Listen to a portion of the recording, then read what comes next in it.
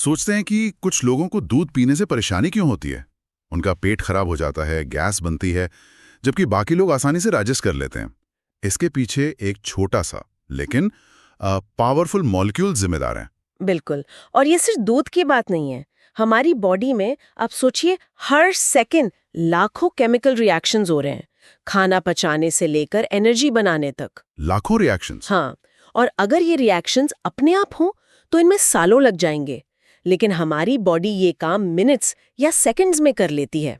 और यहीं पर आज का हमारा टॉपिक आता है।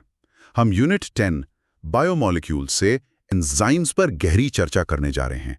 बेसिकली हम ये समझेंगे कि हमारी बॉडी के ये सुपर एफिशिएंट वर्कर्स आखिर हैं क्या और काम कैसे करते हैं। जी, इसे समझना इसलिए जरूरी है क्योंकि ये लाइफ का मतलब कोर है। इससे पता चलता है कि बॉडी में रिएक्शंस नॉर्मल टेम्परेचर पर इतनी तेजी से कैसे होते हैं, बीमारियां क्यों होती हैं जब कोई एंजाइम काम करना बंद कर दे, और कई दवाइयां यानी ड्रग्स आखिर काम कैसे करती है। Okay, so let's unpack this. सबसे सिंपल शब्दों में एंजाइम्स क्या हैं? एंजाइम्स स्पेशल प्रोटीन्स हैं जो हमारे सेल्स के अंदर केमिकल रिएक्शंस की स्पीड बढ़ाते हैं। स्पीड बढ़ाते हैं। हाँ, ये रिएक्शन को करने के लिए जरूरी एनर्जी बैरियर, जिसे हम एक्टिवेशन एनर्जी कहते हैं, उसको कम कर देते हैं। एनर्जी बैरियर, थोड़ा और सिंपल करते हैं इसको। बिल्कुल। ऐसे इमेजिन करें कि रिएक्टेंट्स को प्रोडक्ट बनने के लिए एक बड़ा पहाड़ चढ़ना पड़ता है, एक माउंटेन। ठीक है। ये पहाड़ ही एक्टिवेशन एनर्जी है। अब एंजाइम उस पहाड़ के बीच से एक टनल, एक सुरंग बना देता है। अच्छा, तो अब पूरा पहाड़ नहीं चढ़ना पड़ेगा? नहीं, रिएक्टेंट्स को अब पूरा पहाड़ चढ़ने की जरूरत नहीं है। वो टनल से सीधे दूसरी तरफ पहुंच जाते हैं। मंजिल वही है, बस रास्ता आसान और तेज हो गया है। Wow, that's a great way to picture it. तो मॉलिक्यूलर लेवल पर इस टनल में क्या हो रहा होता है? हर एंजाइम पर एक खास पॉकेट या जगह होती है जिसे एक्टिव साइट कहते हैं। Active site? हाँ, इसका शेप बिल्कुल परफेक्ट होता है एक पर्टिकुलर रिएक्टेंट यानी सबस्ट्रेट के लिए, जैसे हर ताले की एक ही चाबी होती है। लॉक इन की जैसा? एग्जैक्टली, लॉक इन की।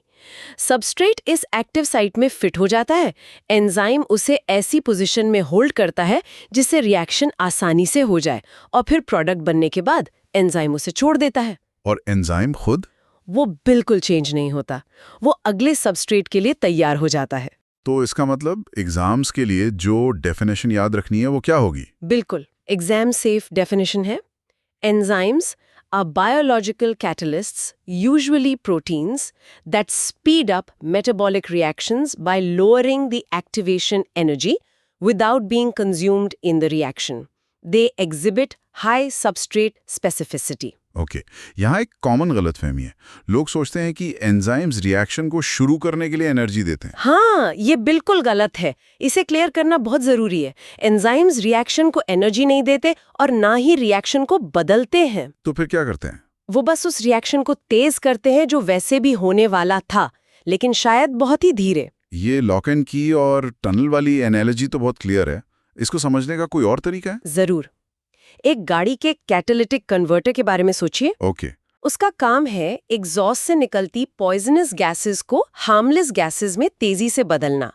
कन्वर्टर इस प्रोसेस में खुद इस्तेमाल नहीं होता, वो बार बार ये काम करता रहता है। एंजाइम्स भी हमारी बॉडी के बायोलॉजिकल कैटालिटिक कन्वर्टर्स हैं। और इस एनालॉजी में एंजाइम का एक्टिव साइट क्या हुआ? जैसे कैटालिटिक कन्वर्टर की सरफेस रिएक्शन के लिए एक प्लेटफॉर्म देती है, वैसे ही एंजाइम का एक्टिव साइट रिएक्शन के लिए एक परफेक्ट प्लेटफॉर्म देता है। ठीक है, एक और। I've heard an analogy about a matchmaker. Yes, वो भी अच्छा है। एंजाइम एक प्रोफेशनल मैचमेकर की तरह है, जो जानता है कि कौन से दो लोग यानी सबस्ट्रेट्स एक दूसरे के लिए बने हैं। मैचमेकर उन्हें मिलवाता है, परफेक्ट पोजीशन में लाता है ताकि उनकी बॉन्डिंग हो जाए, और फिर अपने काम से निकल जाता है। वो खुद उस रिलेशनशिप का हिस्सा नहीं बनता। ये तो सबस्ट्रेट स्पेसिफिसिटी को बहुत अच्छे से समझाता है। और ये भी कि अगर मैचमेकर यानी एंजाइम ना हो तो क्या होगा। इससे आगे बढ़ते हैं। आखिर नेचर को एंजाइम्स की जरूरत ही क्यों पड़ी? क्योंकि इसके बिना लाइफ पॉसिबल नहीं है। लाइफ को चलाने वाले रिएक्शंस बहुत स्लो हैं। कितने स्लो? इतने स्लो कि खाना डाइजेस्ट करने में सालों लग जाते।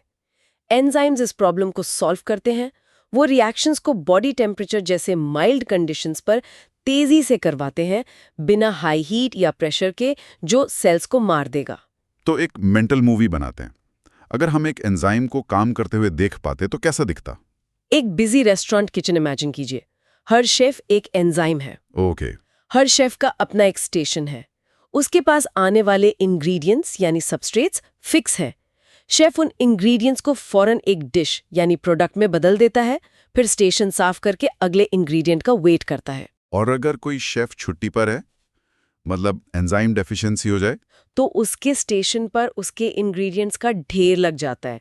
वो डिश कभी बनती नहीं और पूरी किचन का काम बिगड़ जाता है। आप कुछ रियल एग्जाम्पल्स देखते हैं लैब में या नेचर में? इसका कोई ऑब्जर्वेबल एग्जाम्पल है? बिल्कुल।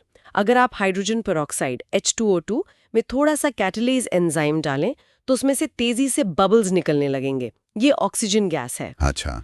H2O2 अपने आप भी पानी और ऑक्सीजन में टूटता है, पर बहुत धीरे। कैटलेज उस रिएक्शन को लाखों गुना तेज कर देता है। और अगर हम उस एंजाइम को पहले गर्म कर दें तो कुछ नहीं होगा। गर्म करने से एंजाइम का 3D शेप यानी एक्टिव साइट खराब हो जाता है, जिसे डीनेचुरेशन कहते हैं, और वो काम करना बंद कर देता है। टेक्नोलॉजी में इसका क्या यूज है? हम इस नॉलेज को कैसे यूज कर रहे हैं? इसका सबसे अच्छा एग्जाम्पल है लैक्टोज इंटॉलरेंस। हाँ, जहां से हमने शुरू किया था। एग्जैक्टली। जिन लोगों को दूध नहीं पचता, उनकी बॉडी में लैक्टेज एंजाइम की कमी होती है, जो दूध की शुगर लैक्टोज को तोड़ता है। आज मार्केट में लैक्टेज एंजाइम के सप्लीमेंट्स मिलते हैं। ओह, राइट। दूध पीने से पहले ये सप्लीमेंट लेने से वो एंजाइम बॉडी में जाकर अपना काम कर देता है और दूध आसानी से डाइजेस्ट हो जाता है। एक सवाल, अगर एंजाइम रिएक्शन को फास्ट करता है तो क्या ज्यादा एंजाइम डालने से रिएक्शन हमेशा और ज्यादा फास्ट होता जाएगा?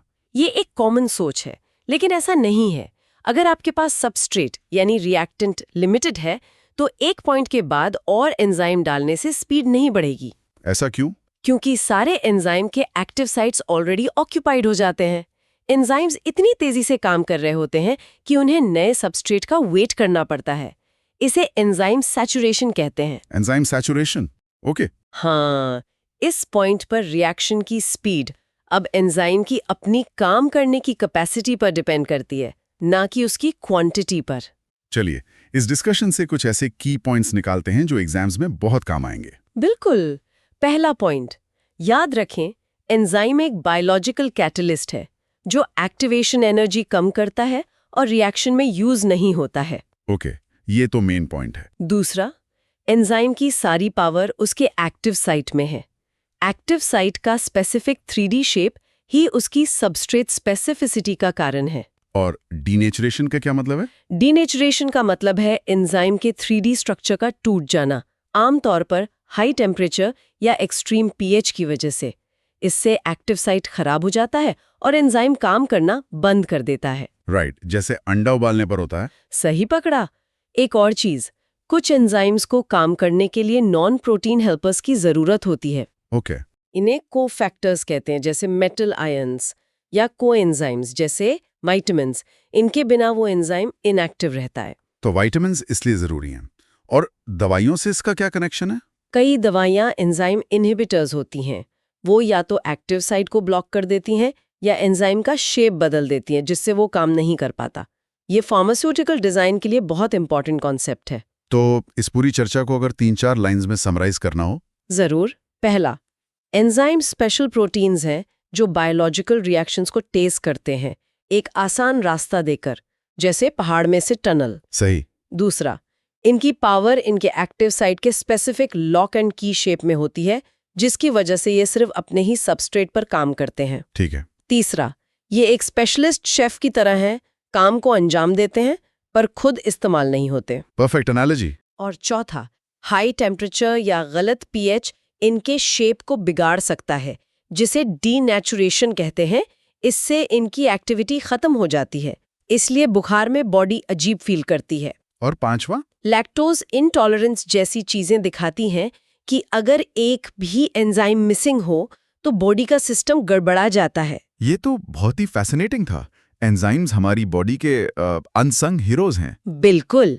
और अब एक आखिरी सवाल पर सोचते हैं। हमने देखा कि एंजाइम्स लाइफ के लिए कितने जरूरी हैं, पर क्या हो अगर हमें किसी एंजाइम को रोकना हो? मतलब उसे इनहिबिट करना हो? एग्जैक्टली आज की कई मॉडर्न दवाइयाँ जैसे एंटीबायोटिक्स या कैंसर ड्रग्स ऐसी ही डिजाइन की जाती हैं। अच्छा, कैसे? वो दुश्मन बैक्टीरिया या कैंसर सेल के किसी जरूरी एंजाइम के एक्टिव साइट को जाकर ब्लॉक कर देती हैं। तो वही लॉक इन की मॉडल जो एंजाइम को काम करने देता है, हमें ऐसी गलत चाबी डिजाइन करने में भी मदद करता है जो उस ताले को हमेशा के लिए जाम कर दे।